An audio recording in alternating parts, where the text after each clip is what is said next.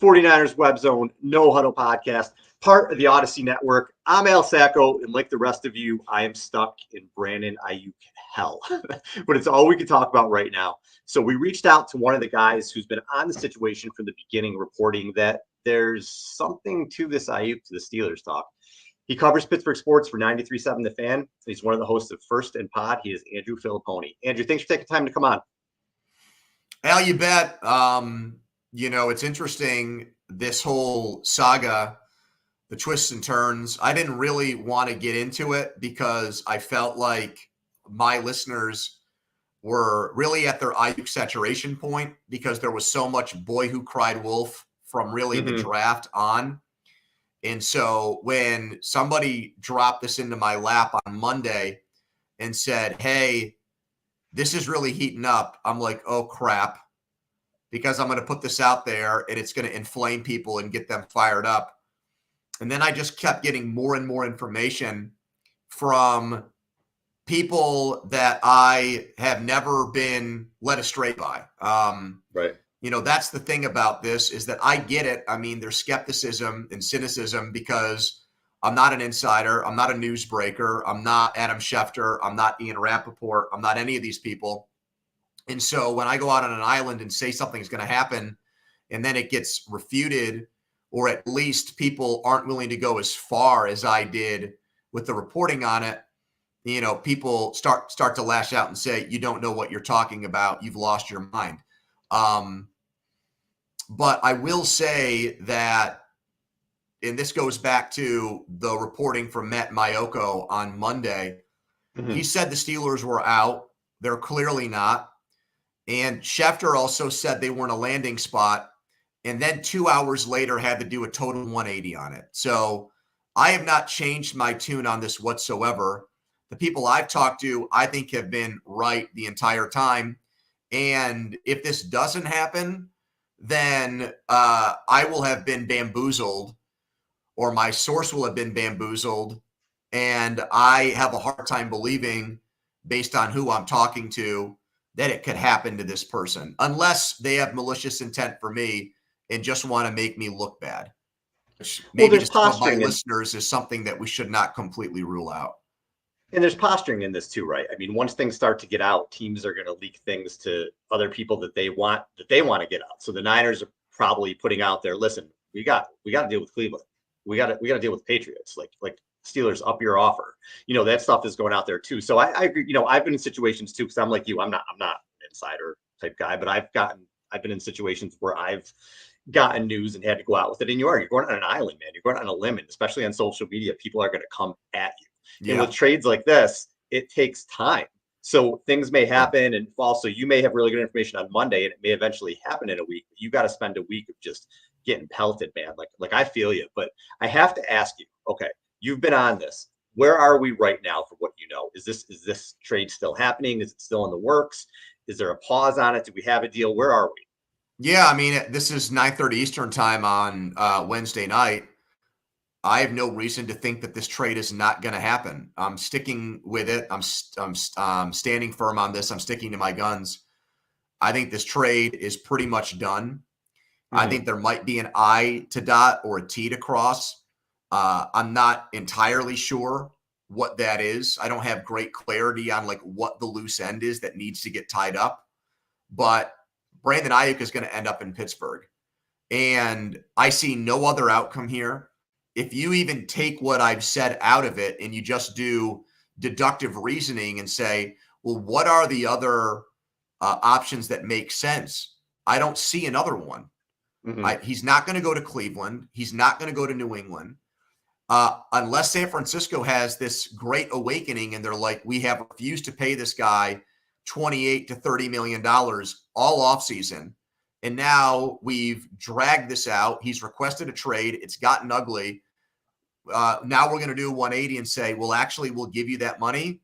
And I know, Samuel requested a trade at one point, got a deal. The Bosa thing dragged on. Okay, that's happened, but it didn't get to this point where, in my opinion, it's gotten this contentious. So I don't see him back in San Francisco. I don't see them now saying Brandon Aiyuk is actually more important than the Brock Purdy contract and whatever we need to make happen with Trent Williams to make him a happy man. And is there a mystery team out there? No one has reported that. No one is saying, well, actually, there's more than just these three teams. There's actually a fourth team or a fifth team or a sixth team, and you just don't know about it. So I think really what it comes down to is the 49ers are not going to get the kind of return that they hoped for or wanted with this deal. And they're just trying to find a way to make it tolerable and palatable for them as an organization and move forward and try to put this chapter behind them. That's where I'm on the Niners side of things. So people have said to me, listen, Aiyuk doesn't have any leverage. He clearly has all the leverage in the world. Because what's happening right now is, like you just said, the Niners are likely not going to get the best deal. It seems like there were better deals, at least from what's being reported, from Cleveland in New England. And Ayuk's not going to go there. So Aiyuk has leverage because he can say, I'm not signing a contract with this team. He wanted to either go to the Commanders or the Steelers, it sounds like. So now they are backed into this corner. And I think the holdup, just speculating for me is, they're trying to figure out the Niners are even trying to save face. Like they have to get some kind of compensation here. Have you heard anything in terms of what might be coming back to the 49ers in this deal if and when it gets completed? Well, I heard what the 49ers were asking about early on. And when I say early on, I don't mean, back in April. I mean, maybe like up to 48 hours ago or 72 hours ago. Like, I think they were interested in George Pickens. I think they wanted to try to pry a first round pick away from the Steelers. I think even Pat Freiermuth's name came up, the Steelers starting tight end who's in the last year of his deal and might get a contract. Will probably end up getting a contract extension from the Steelers once this is all said and done with. And I think the Steelers situation or position is just like, we're not doing that because we're calling your bluff on it. We know that Aiyuk wants to be here. I think what's really killed San Francisco in this series of negotiations is that Washington is not involved. For whatever reason, Washington does not want Aiyuk, even though Aiyuk wants them because of Daniels. And if Washington was in this, then you could legitimately play the Washington offer against the Steelers offer and say, well, the Commanders just offered us a first. You're going to have to do better than that. The problem is there's no team that we know of, that I've heard of, and that's why I'm saying this deal is done, that is competing with the Steelers for Aiyuk. New England, he's not going there, even though the financial offer was good and it wasn't like the trade offer was bad. And the Cleveland thing, this is just my opinion. This is not something I have in stone. This is just more educated speculation on my part. I think they were used to try to get more out of the Steelers from the very beginning. I have major questions about their willingness to put Amari Cooper into a deal. I just do. And I know he doesn't have a long-term deal there, and he's in the last year of his contract, but they paid him a bunch of money up front to make him happy. His salary for the season is only like $1 million.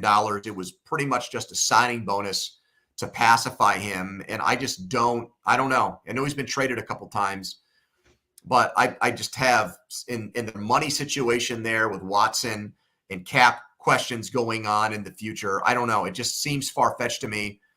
And why wouldn't the Browns want to get involved in something that potentially took something more valuable away from a team that they're competing with in their own division? I could see them being a willing partner in a negotiating ploy like that. So that's the conspiracy theorist in me. I'm not saying that absolutely happened, but you notice, Al, when these insiders have thrown the Browns into the conversation, no one really does it with this conviction like, hey, they really, really want him. The Browns are really good. They came out of nowhere in the last few days. They're convinced that Aiyuk puts him over the top. No one has said that, which makes me think that they were put into this whole thing to try to get the Steelers to give up a bigger trade haul in this move. Yeah, the Niners need to get a receiver back here. If they get rid of Aiyuk, they're all of a sudden really thin, and God forbid Debo gets hurt. You had two rookies that are probably going to make the roster anyway, in Cowing and Pearsall, but you could bring them along slowly, and now without Aiyuk, they can't. So I think, 49er fans were hoping for Pickens, even though I don't really think he fits the Niners. Hoping, obviously, Amari Cooper. So what I heard, well, I heard you say a few names. You were on 95.7 earlier, right? You mentioned three names I want to ask you about because I don't really know who the hell these guys are. And if they are actually could come back in a draft or in a trade, I want to at least get some info on them. And maybe this has changed since then. But so the first one you mentioned was James Daniels, the guard that Pittsburgh had signed from the Bears a couple of years ago. Tell me a little bit about him. Is he a solid starting guard? Is he somebody you can plug right in as a starter? Yeah, I mean, he look. I mean, Feliciano and Boone there. I would guess, not having watched every snap of 49ers football or scouted those guys or asked around about those guys, I feel confident in saying that Daniels would be a starting guard on the 49ers. I think solid is a great way to describe him. He's not a Pro Bowler, but he's also better than an average starter. Now, I think at times he has not lived up to the contract here. And I think part of that is not only the offense that he played in, but also the guys that were around him to his left and to his right at center and right tackle. I think he could play left guard. He did in Chicago before he came here. So I don't think he's more of a left guard or a right guard. I think he can do both. I mean, he's an $8 million guard. That means he's not cheap. That means the Steelers, when they signed him, thought he was upper echelon at the position. And he's somebody that, maybe he gets to San Francisco and they like what he brings to the table and he ends up signing an extension there long term. So I think he's one of the few players on the Steelers offense who you could say, you put this guy in San Francisco and there's actually a chance he starts for that offense. What about the tackle you brought up, Dan Moore? I know he struggled a little bit. You think he could be someone that they might throw into? I mean, he stinks. But let me just say that the Steelers here have a history recently of guys who they either played out of position or rushed into play, and they went somewhere else and they turned into really good players. Well, one guy in particular, and that's Kevin Dotson, who the Steelers played at the wrong guard spot, and he went to LA and was awesome last year and signed. Hunt broke the bank in Carolina, but he signed a huge deal to sign back there. And that was just a scouting find, but a coaching miss by the Steelers that they weren't able to get more out of him. He had a promising rookie year, and they could never get him to follow up on that. And then Kendrick Green, who was a third-round pick at center who replaced Pouncey, was a disaster. But then he went to Houston and played guard, and he was adequate last year with all the injuries they had. So what I'm saying is Dan Moore was a fourth-round pick who started from day one at left tackle, and he's annually, if you go by pass block win rate, one of the worst tackles in all of football. But maybe a change of scenery with better coaching, he could turn into something. But I haven't seen it here. They've drafted tackles the last 2 years in part because I think they want to try to push this guy out the door. But he seemingly finds a way on the field for the Steelers every season. So well, I hope he doesn't sign on a waive for the 49ers. I'd heard that, jokingly, I had heard from someone inside the Steelers that 49ers coaches were told, hey, watch Dan Moore tape. And I can't imagine that was an enjoyable experience. That had to be torture. That had to be like Clockwork Orange for those guys to watch him play tackle. All right. And then obviously, like I said, the Niners want to get a receiver back here. And the name you mentioned earlier was Kelvin Austin, who's a smaller receiver, a fourth-round pick in 2022 with only 17 career catches. Is he still a name to watch for the Niners? Is he anybody with any upside if he comes over? Well, I mean, all of these, Daniels is different, but for a team that is trying to win a Super Bowl this year, and clearly San Francisco is trying to do that, this would be trying to, in Austin and Moore's case, I can't even say low risk, low reward because they're getting them back in a Brandon Aiyuk trade.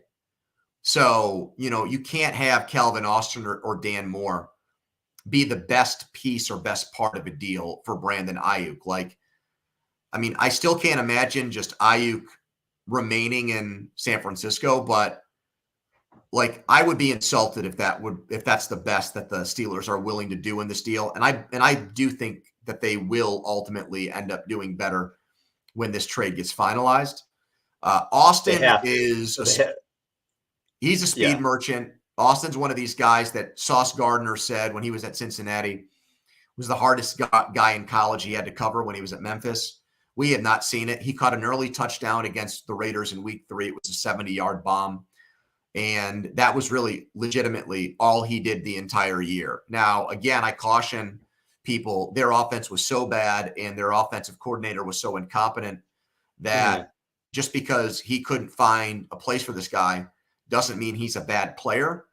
But it's obvious to me that this current coaching staff also doesn't have the highest of expectations for him if they're willing to put him in a trade like this, which I think if that's who San Francisco wants, they'd obviously do that.